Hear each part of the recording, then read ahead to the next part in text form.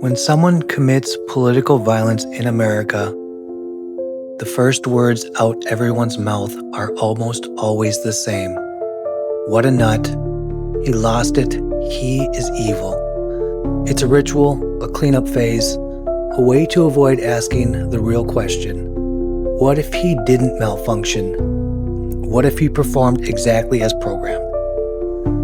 We've been fed the same story for years. One man standing alone against all odds. Not just justified, but righteous. Not just brave, but legendary. Maybe he wasn't broken. Maybe he did what he was taught. A man puts on a mask, picks up a weapon, makes a list, then kills a lawmaker, leaves a manifesto, and believes he's making a sacrifice for the country, for the people, for the future. And we call that insanity. We cheer the same pattern when it's aimed at foreign threats. We teach it in war movies. We glorify it in history books. This isn't madness, it's doctrine. Maybe he wasn't broken, just obedient. This doesn't excuse what he did. The trigger pull was his, but the target wasn't chosen in a vacuum. The story got there first. He followed the story he'd been fed. Your country is under attack. The enemy walks among you. Real patriots don't wait, they fight. He didn't invent that logic, he absorbed it. Let's put this in terms anyone can understand. Imagine you call the police. You say your neighbor is dangerous. You manufacture proof. You're lying, but you're convincing. The cops believe you. They show up. They raid the house. They shoot. Someone dies. Now tell me, who's responsible? The cops who pulled the trigger, or the liar who made the call? The media made the call. They named the enemy. They described the threat. They repeated it until it stuck. Not all media, but the kind that trades in fear, that manufactures panic, that feeds on outrage because the algorithm rewards it. They're ruining the country. They're coming for your kids. They're godless. They're traitors. They're not real Americans. And someone believed it, took it seriously, followed it like a command.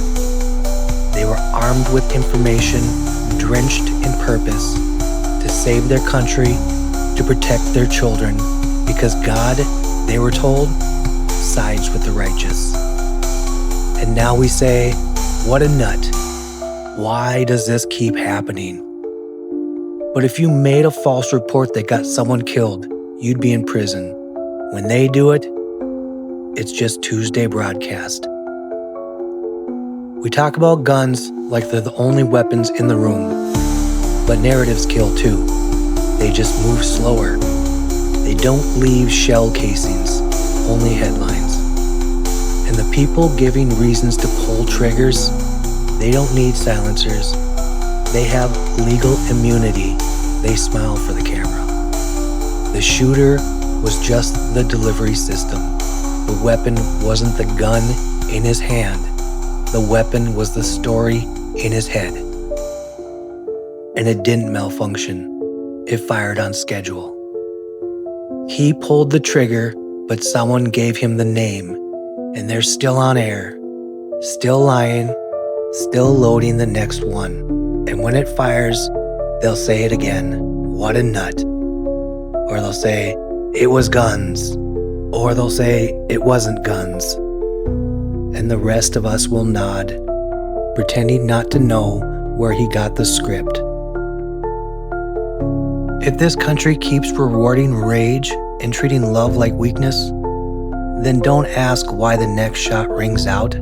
Ask why the script is still in production and who's still getting paid to write it. We don't need to censor speech. We need to ask the right questions. Who called for the hit?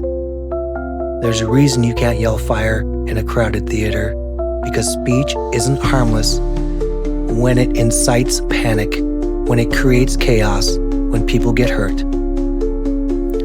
So what do you call it when someone spends months on television convincing millions that their country is being stolen, their children are being threatened, in a world where violence is an option?